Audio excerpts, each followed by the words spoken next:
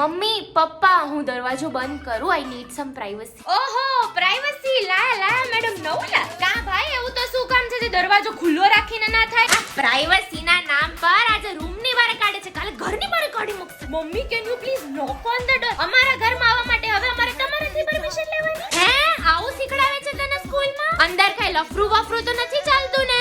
આ રાતના 4 વાગે દરવાજો બંધ કરીને કોની સાથે ખીખિયારો કરતી હોસ?